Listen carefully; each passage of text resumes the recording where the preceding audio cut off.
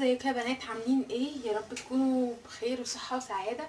النهاردة في المطبخ بعمل فراخ. الفراخ دي بالباربيكيو صوص. كل اللي احنا هنحتاج فراخ مخلية، صدور او وراك حسب ما انتوا عايزين.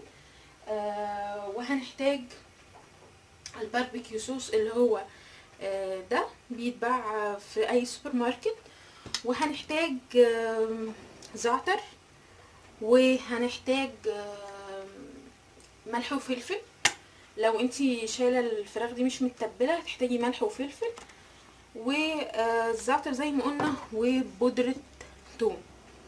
كل اللي احنا هنعمله هنجيب الطاسه ونحطها على النار وهنحط فيها معلقه زيت زيتون. هستناها تسخن كويس قوي، وبعد كده هنزل الفراخ. انا الفراخ بتاعتي شايلها متبله. الاكله دي كويسه جدا للناس اللي بتعمل دايت، حلوه جدا. بس هو ده الصوت اللي انا كنت عايزه اسمعه. انا هنا دي عندي حته الفيليه اللي بتبقى في الفرخه، انا بشيلها وقطعتها كده يعني بشكل عشوائي، و هسيبها على النار. لونها يغير يعني تبقى كلها لونها ابيض. ما الفراخ تتعمل هاخد معلقتين من الباربيكيو صوص ده وهحط عليهم التوابل اللي احنا قلنا عليها. ادي كده كده تقريبا المعلقتين اهم. وهنفك الصوص ده بحبه ميه مش كتار، وهنحط عليهم التوابل. ادي توم باودر وزعتر. انا عامه من الناس اللي بتحب الزعتر جدا.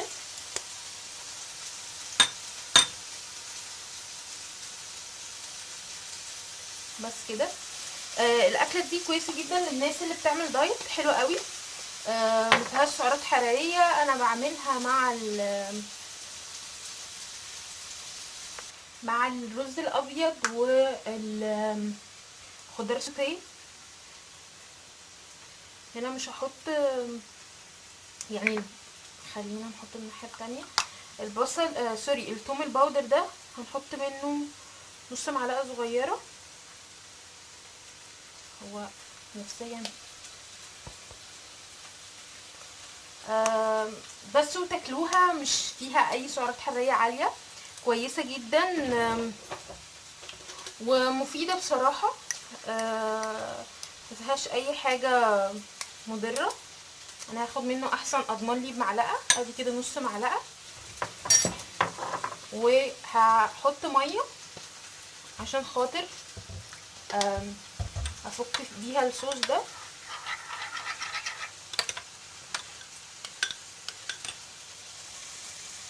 خلاص انا كده عندي اهو الصوص خلاص بقى خفيف. شويه هستنى الفراخ اتاكد منها ان هي خلاص اتظبطت واحمرت من كل الاجناب، وبعدين هحط الصوص ده عليها.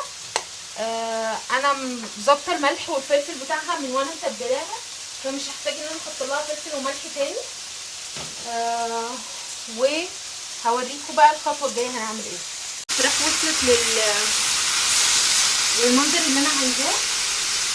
هحط لها الصوص بقى دلوقتي.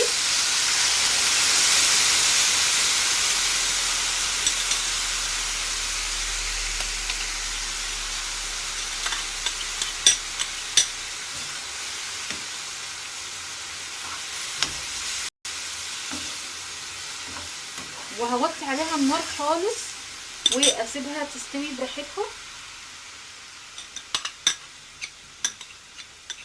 وبعد ما يعني مش هعمل لها اي حاجه كده، خلاص كل الموضوع ان انا هسيبها بس تستوي في الصوص بتاعها ده كويس.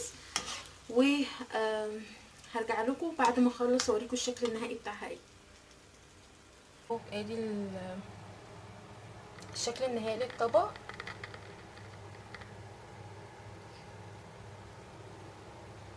يا رب يعجبكم، واشوفكم في فيديو جاي تاني جديد، والسلام عليكم.